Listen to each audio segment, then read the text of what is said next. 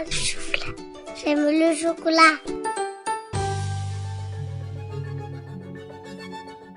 Il faut casser le stéréotype de l'ado qui mange mal. Des études prouvent que nos ados connaissent leurs repères nutritionnels, mais effectivement, ils ont parfois un petit peu de mal à passer à l'acte. Donc on peut les aider en montrant l'exemple. Rythmez vos repas à 4 repas par jour, associez une activité physique régulière, pensez également aux légumes, avec des recettes à la mode, type le Buddha Bowl ou encore le smoothie. Ce sont des recettes qui sont riches en fruits et en légumes, qui permettront de répondre à leurs besoins en micronutriments.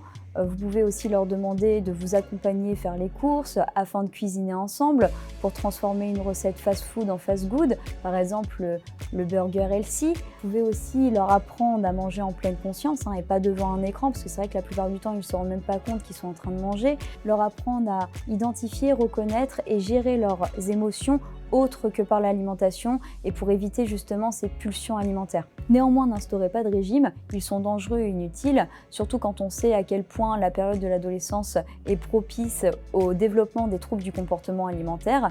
40% des jeunes filles se trouvent trop grosses alors qu'en réalité 18% d'entre elles sont en surcharge pondérale. Il faut aussi garder à l'esprit que votre ado a des besoins énergétiques plus élevés en moyenne qu'un adulte, donc il est à 2500 calories par jour alors qu'un adulte est à 2000 calories.